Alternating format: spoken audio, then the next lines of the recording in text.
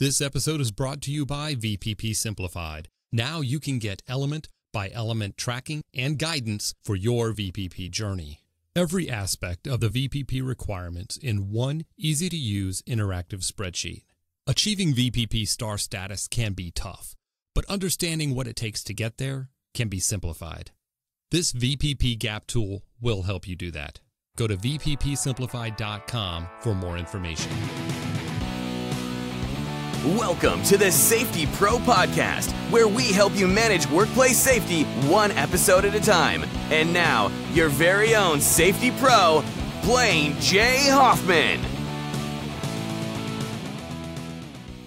Welcome to another episode of the Safety Pro Podcast. In this episode, I want to tackle 8 critical tips for effective safety coaching. And this is a topic that can be very difficult to talk about, without sounding too, as I always say, like a guru and just, speaking in platitudes. I mean, most articles or even podcasts that I've listened to that talk about coaching, they do so in, platitudes and making some obvious statements. I want to focus on, what are some tips for you that you can use, albeit soft skills and somewhat vague. I want to be able to expand on some, that'll help you. And this is another topic that our friends at iReportSource.com tackled in a blog post. And I want to go over these 8 critical tips. And then I want to expand on a few of them and help you go after the specific tools and training you need to develop your coaching skills. So that's sort of the focus. I hope that at the end of this podcast, I've provided enough actionable information. And if I don't, you know what? Hold me to it. Send me an email. The link is in the show notes to send me your feedback. But essentially, coaching, is not to be confused with training or even consulting. Okay. Coaching is a much more collaborative process that helps to bring out someone's best work. In fact, 2/3 of employees cite that coaching improved their performance within their company and also improved their overall satisfaction professionally. Now, coaching sessions can include open-ended questions and discussion on personal and professional goals and objectives. If coaching happens consistently, it can strengthen relationships between managers and employees, between even peers, right, among themselves. It can reinforce the right kind of behaviors you want to see in your business to promote safety and health, and that's the key. But this can work across, outside of safety and health. When we talk about quality issues and concerns and how do we drive more decision making and problem solving closer to where the work happens, to the production floor or out to, where the work takes place on a job site. It's the same, right? All these tips and techniques would apply outside of the safety and health, I guess, quote unquote, department. But certainly safety professionals need to be taking a coaching approach to empowering employees and creating leaders, safety leaders in the organization. It also helps workers have more support as they work through challenges or problems, both personally and professionally. And we'll talk about the pitfalls of providing that support. It doesn't mean you're the go-to person for their problems. It can get dicey here. It's really hard. I mentioned earlier already, it's really hard to take off that training consulting hat and put on a coaching hat. You think they look similar. They're not. They're completely different, and I'll explain why. But before we get into the top tips that you can utilize for more effective safety coaching, I want to stop and tell you about the official floor sign floor marking company of the Safety Pro Podcast. Yeah, I'm talking about Mighty Line Floor Tape. They know how important safety is to your organization, and the breadth of the Mighty Line product line covers everything you need to implement a 5S system for the increased productivity of your facility and the safety of your workers. Mighty Line floor signs are a great product to regulate workplace traffic. These signs are customizable to fit exactly what your company needs. You can upload your own high-res images and logos. If you see some really good floor signs in a facility it's going to make all the difference. And I'm going to tell you right now, you want to get a variety of floor signs. I'm not trying to sell you more floor signs. That's not what I do. But I will tell you this. I wish I could cite the study. I'm going to have to try to post this. But I remember reading that the average sign in a workplace is most effective, I should say, for the first 3 days. After that, the effectiveness starts to drop. So, moving the signs around, and if a sign is there at the point of hazard, you're not going to be able to move it so much, but you can change them. So having floor signs that are durable, that will last, that are easy to apply and remove is key. You want to keep changing the visual because it becomes like wallpaper after a while. Folks will see a sign for the first couple of days and go, oh, wow, look at this. They notice it after a while. It just blurs into the background as they go about their work. You need to continue to change it up and mix it up. Okay, so this is a great solution. Mighty Line Tape offers these fantastic floor signs to help keep your employees safe. Mighty Line floor tape is 7 times thicker than the average floor tape, right? That's due to their patent technology. It makes it more durable than other floor tapes. It even has a beveled edge for increased durability for forklift traffic. And as I said, the peel and stick adhesive removes easily.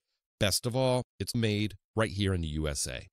Get a free sample of Mighty Line floor tape sent right to you. Go to mightylinetape.com/podcast. Fill out the form, get a free sample sent directly to you. And while you're there, check out all the incredible applicators that they have to help you put the floor tape down and floor markings down. Check out some of the other incredible products that they offer that will just keep your facility looking great and keep your employees safe. Again, mightylinetape.com/podcast.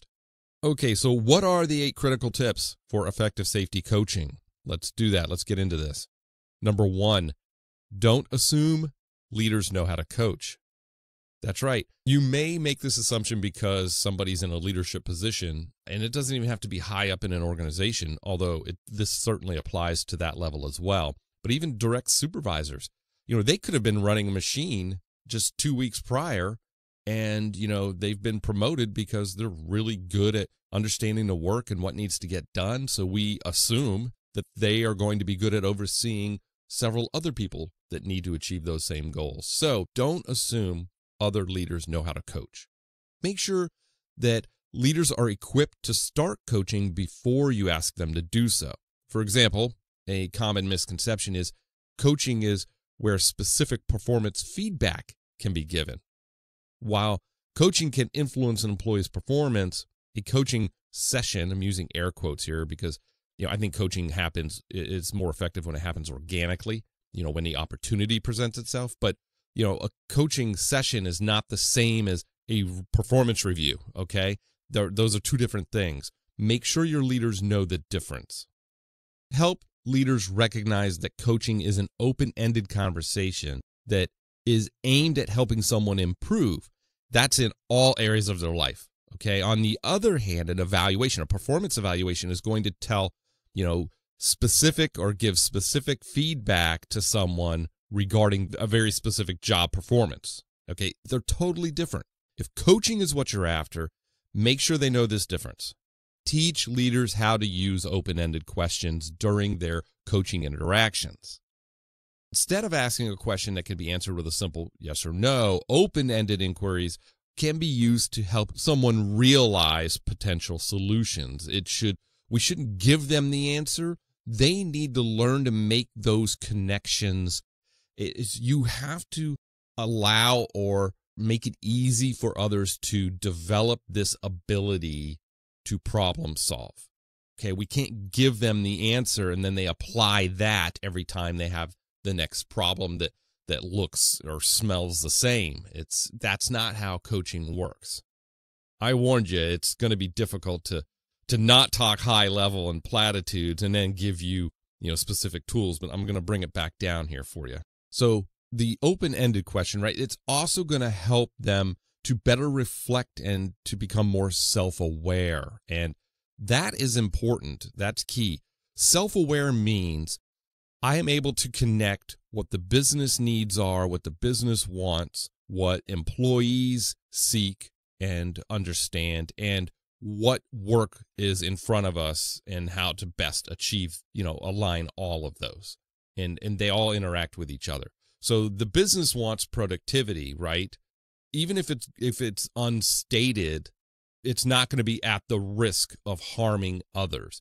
Even in the most cold-hearted organizations, you can probably, successfully make the connection with leadership in those organizations that safety will get you the productivity you so desire, right? That safety is a tool we're going to use to prevent unplanned stoppage in work, which is called waste, which costs money, time, productivity, if that most cold-hearted organization says that they want.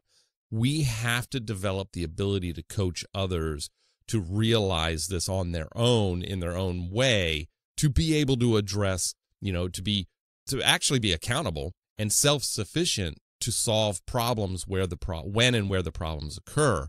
It gets a little dicey, but I think you get where I'm headed. So these types of questions, open-ended questions, can also give the coach more context about a challenge someone is facing. And lastly, it can also help focus on the person who is receiving the coaching, which is huge, right? For example, if someone is having uncertainty with how to resolve a safety-related issue on their team, avoid immediately giving them potential solutions, the answers, or consulting them. Instead, ask them questions by using, words like what and how. It's also good to get into a little bit of storytelling and say, start at the beginning. Let's just talk about how this came about. Start there and let's hear it. And as they tell the story, you could jot down some points where somebody could have recognized this developing or intervened, and then we can use these as opportunities to say, okay, these are weak signals. We need to coach them on how to learn to see these weak signals. So an example of how you might ask a question like this, quote, how do you envision this process changing? Or what have you considered doing to change the way things are done? Or quite simply, one of my favorite questions is, I hear you, this is a concern for you. What would you do today to help manage that safety concern? Or what would you have done to avoid this? So it's important. Changing that is important. So by giving them the opportunity to reflect and talk out the solution, leaders can remain focused on listening, you, safety leaders. After hearing more from that person, then, a coach can help the individual learn how to come up with solutions on their own. This will build confidence and empower the individual. It's going to help them break out of, I always go back to this point here. I'm going to reference a book, but it's going to help them break out of, and it's going to help you break out of 3 vicious circles that author Michael Bungay-Stonier describes in the book, The Coaching Habit. Say less, ask more, and change the way you lead forever. Get this book, get it on Audible if you want. Get it in some way, shape, or form. It's a good read. Trust me, I'll have a link in the show notes. But the 3 vicious circles. 1, you create overdependence. By you always having the answer and giving it to them, and others not being able to solve problems on their own, you create dependence. I have often said that EHS experts' jobs, right? Our job is not to be the only one that understands the basic safety requirements and hazard mitigation techniques of other people's job. It's to ensure that those doing the work facing the potential hazards are able to do that. This requires a coach. This requires a coaching mindset. So don't create dependency. Don't say, I'm the subject matter expert, so everyone with a safety problem has to come to me. It's going to make you feel good, make you feel wanted, and it might be in some weird way, it might give you a sense of job security. That's the wrong place to be. Your head is stuck in the wrong place, okay? And it's going to sound crazy. People are going to probably spit their coffee out and say, did he just say that? I've always taken this approach. It has always served me well when I was a consultant and even in the corporate world. And I take this approach today. My job is to get you to get the company, to get supervisors, to get employees to the point where they no longer need me. Now, will that ever happen? Probably not likely.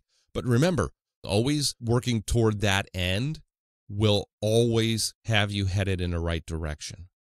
It doesn't help that maintenance technician, if I'm the only one that knows all of the fall protection requirements and standards and how to recognize fall hazards and that all the options we have available to us to comply and understanding what a designated area is. And, my job isn't to feed them just enough to where they comply, but then I own all. No, I want that maintenance technician to be able to assess a job and understand all of the options they have available to them to, one, stay in compliance, two, keep safe, because they're two different things. You can be in compliance and still get injured, okay, or worse. But to be able to make those decisions, have that thought process themselves, to be able to develop that for them, that is key. That's empowering. That's truly empowering somebody to be safe, to work safe. And that creates this culture that we're all after. I need to know all this information because they need to come to me and ask me because I'm the safety professional.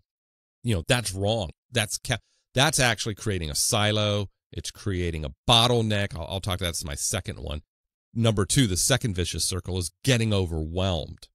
You become bombarded with everyone else's problems as a result, okay? So one, you create overdependence, and then two, you get overwhelmed.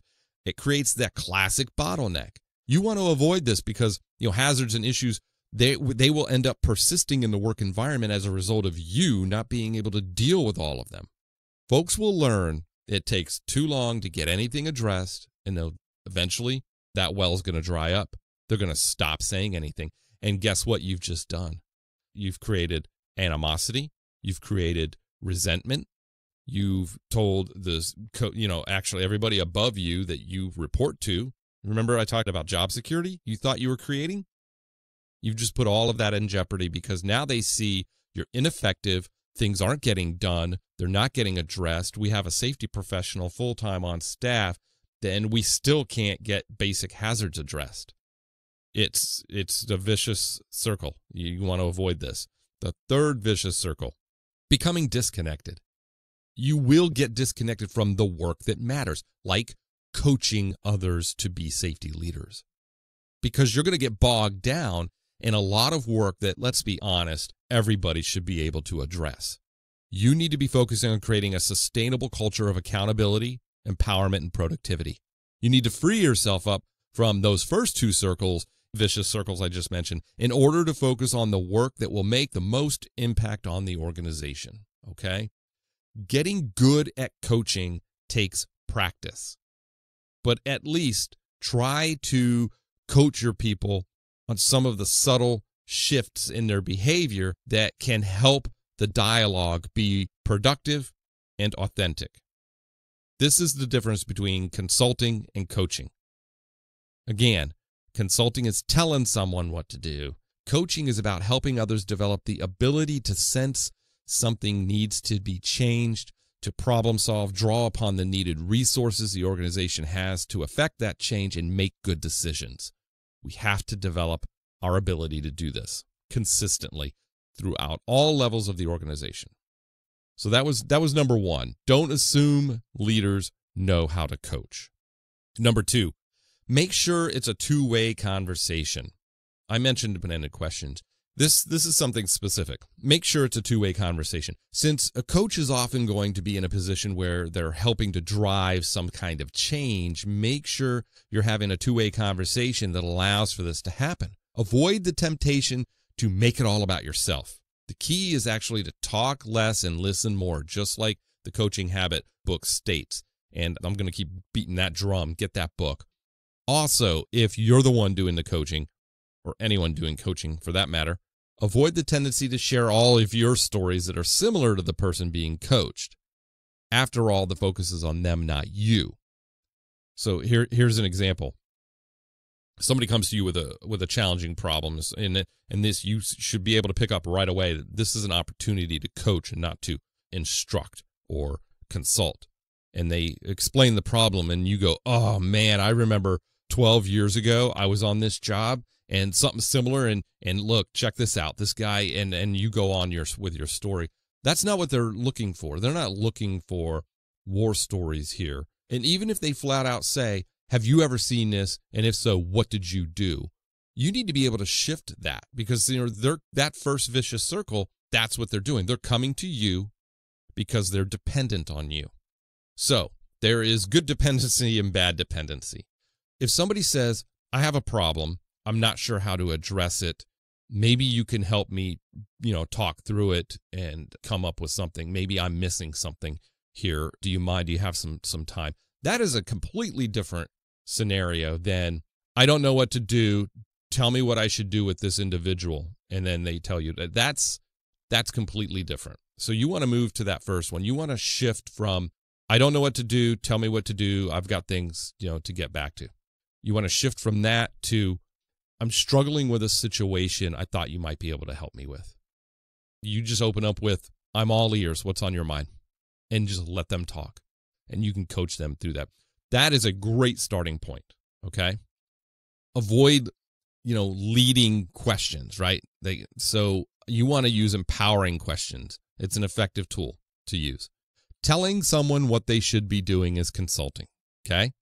Again, creates dependency, and it can be tricky. But go grab the Coaching Habit book that I mentioned and start some of the habits that the author describes. The author is really cool. He says, this is your old habit.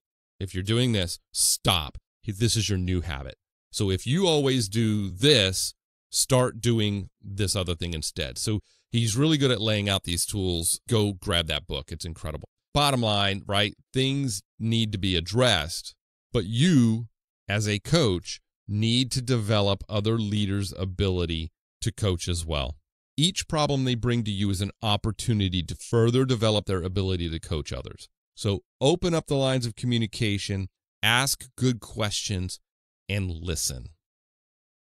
Number 3, provide just enough structure. I said it earlier, I'm not a fan of structured coaching sessions. It feels forced, where, we're going to have every Tuesday at 3 p.m., I want these 3 leaders to come in. We're going to sit and have circle time, and we're going to coach you. And it's just weird. It should be natural. We should look for coach, because let's face it, coaching opportunities present themselves all day, every day. We, as leaders ourselves here, I'm talking to you, you need to develop the ability to recognize when a coaching moment exists. And you're going to have to pick and choose, right? You're going to have to pick and choose. One, if the decision they're making or not making puts somebody at risk, or potentially puts the company at risk or the customer at risk by not addressing this situation over the long term, that's an opportunity to stop, get into some of these tips that we're laying out here for you today with that individual, and coach them. So provide just enough, a touch of structure. And it's probably going to more be with you, the structure, than anybody else. Like, have structured times where you go and hit the floor and have conversations with people. You can actually duplicate this for others. When you spend time walking the floor, what do you do with that time? You do Gemba walks, you do, weekly floor time that you're supposed to be doing so you can, quote unquote, be visible. Those are all opportunities to engage in conversations with others and learn what others are doing from, a day-to-day basis. And it's important to do. Like anything with your culture, be as intentional as possible about how your coaching interactions are going to be implemented and managed. Maybe there's a form where somebody could fill something out that they had a coaching moment. So enough structure to provide some sort of oversight and feedback so you can gauge your progress.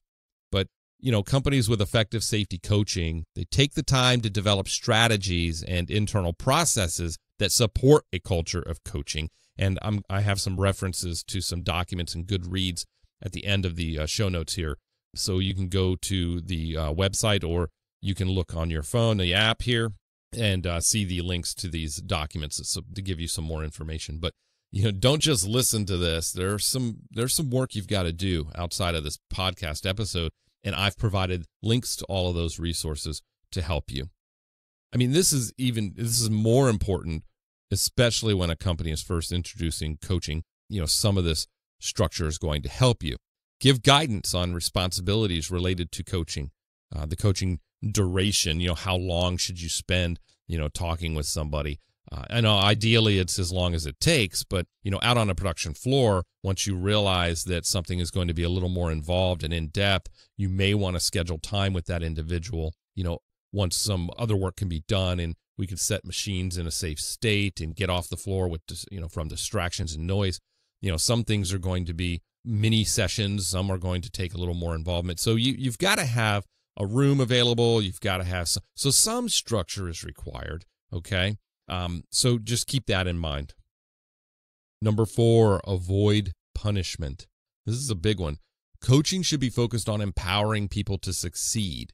This means you want to avoid even the perception that there will be a negative consequence from anything that's discussed in your interactions. Okay. We want to see this activity as a way to learn and grow, not discover deficiencies and hold someone accountable for them. This is going to be hard for some people to get past. Okay. Myself included years ago, but we have to move past this. If somebody comes to me and says, Blaine, I'm not quite sure what to do about this situation. Bob bypassed a safety guard and I stopped him and we put it back. But my concern is, he's a hard worker. He's a good worker. If Bob's doing this, maybe others are doing it. And I want to address this the right way. Can I talk to you about it? You want to avoid this whole, wait, he did what? And did you call his supervisor? This is somebody asking for help, okay?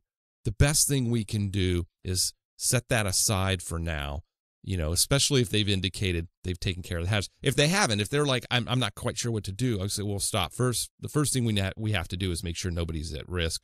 Why don't you go back and make sure you just get the guard put back in place, and then we can talk about it. Make sure that first we address the safety hazard. Outside of that, setting that aside, this is an opportunity. So avoid even the perception that you're trying to dig for who did what. Look to avoid any kind of punishment or discipline when coaching. It's as simple as that. Now, that doesn't mean there can't be any accountability, but these interactions are not a place where there should be any kind of fear. And through coaching, that individual may come to the realization of, yeah, you know what? He's a hard worker, but he did bypass a guard. And we do have policies and procedures around that. We have rules in place.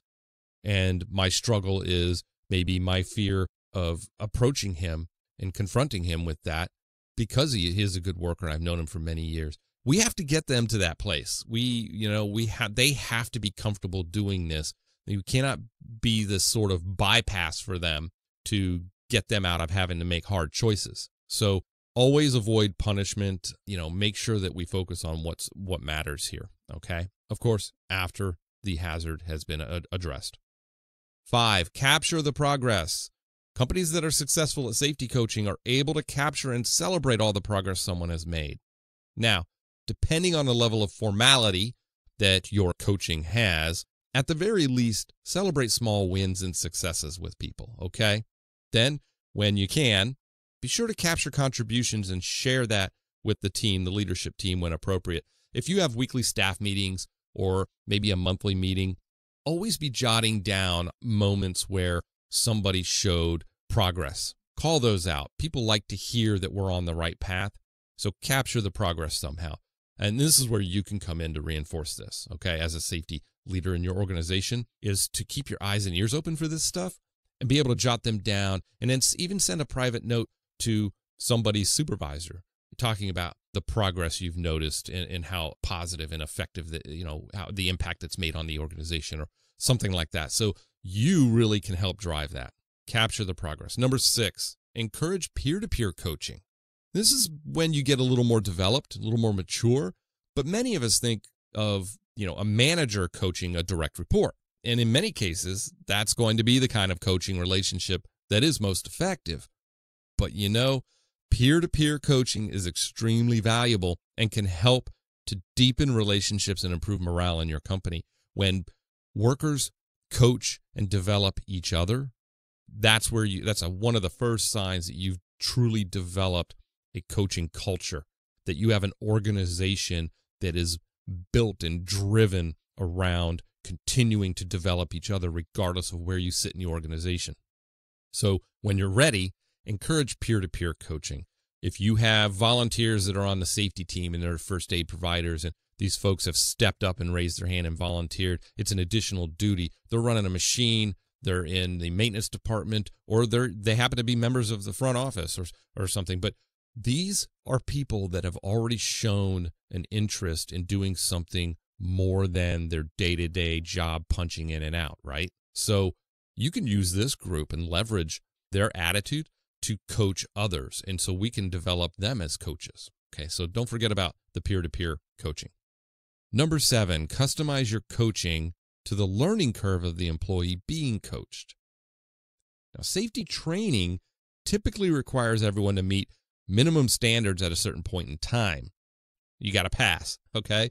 Now, in contrast, your coaching interactions, they're going to have their own pace, and it's going to be different for everyone because it's going to be driven. That pace is going to be driven by the coachees, the person you're coaching, by their abilities to learn and adapt and where they are in their journey, okay? Man, this is sounding guru-like, and I'm trying not to desperately here. But, you've got to embrace these interactions, right? They are going to be mostly based on the learning curve of the employee who is being coached. In other words, with much less structure than a training session, okay? They're going to follow an employee's progress, and that progress is going to ebb and flow at times. This is very organic. You really have to feel this one out, okay? So you may need to develop your skills as a coach before you can coach others. If you are really good at this, you should be able to pick up on this. You should be able to adjust from leader A, who's extremely advanced and is coming to you, maybe even for some validation or just a sounding board. You got to be able to pick up on, okay, I'm going to use active listening. This individual's not looking for me to help them solve a problem. They aren't looking for, advice and counsel. They know the answer. They're just really wanting to bounce it off of somebody. Versus leader B, who's like, okay, I have no idea what I'm supposed to do here. Normally, I would just write this person up, but, we're doing this whole learning and growing thing. So, that's somebody who's just starting out. So you're going to have to be able to adapt on the fly. So customize your coaching to the learning curve of the employee being coached. Number 8, finally, always come from a place of compassion. Coaching interactions are all about improving an employee and helping them develop in specific areas that they care about. For that to happen, there has to be a deep sense of caring and mutual trust in any coaching interaction. As you coach, you can help that happen by always coming from a place of compassion as you hear about someone's personal challenges, issues, and perceptions. Empathy is key here. That is what makes safety a great place to start in any organization that wants to develop a coaching culture. Safety starts with the basic assumption that all workers just want to do a good job and be able to return again. Even the most average worker punching the clock. They punch in, they do the work, and they punch out, and that's it. That's what they want to keep doing, their job. They want to be able to keep doing that. So preventing injuries and illnesses that ultimately stop them from doing that is compassionate. And that's what I love about this industry, the safety industry. We may have discussions about how to get there, how to solve problems, but not getting hurt is something that almost all of us can agree on. And that is compassionate. So if you want to develop a coaching culture, start with safety. Start with, this place of compassion that, at the end of the day, yeah, we can hire more people. Yeah, we have insurance for this. And yeah, we have ways to mitigate this. But you know what? That's not right. We can't do that to people. We need to be better than that. Okay. And you can start there. So it's ironic that it's number 8, the last one, but wrapping it all up, always come from a place of compassion. I was talking to an engineer recently. We have our own little coaching sessions. We call it, venting and stuff. But what's going on is, we're actually coaching, whether he realizes it or not. And it's a two-way street, by the way. It isn't me coaching him. I'm not some sage guru sitting on on the mount. We coach each other. We learn from each other. So he's a very smart individual. And if he listens to this, he may know who I'm talking about. He may know it's him. So I want to be careful. He's a great guy. We said this to each other a couple of times. It was a situation that he was questioning whether he should say something or speak up. And I started with this one. I started with number 8. I said, bottom line is you're the one that has to sleep at night. You have to go home at the end of the day and lay down and think, did I do the right thing today? Now, how you do it, how you go about that, we can talk about that. But always start from a place of compassion. Let that be what motivates you to do everything else you do. And at the end of the day, if you can look in the mirror, if you can lay your head down at night and you can say, honestly, that I'm glad I did that. Maybe it wasn't the best and maybe it got dicey at times, but at least it's out there. At least I said something. I'll work on how I say it, but let's just start there. And I think the rest of us are going to be able to agree that, okay, that let's start there. That makes sense. And go from there. So start from a place of compassion. Never go home at the end of the day leaving something unsaid, undone, that could put somebody at harm, that could harm our customers, that could put the company at risk. That's our job, every one of us. I don't care what you do for the company. That's our role. Our role is to stop those things from happening. Coaching also has the added benefit of developing this community that we're all on the same team, we're all in the same boat, whatever you want to say, okay?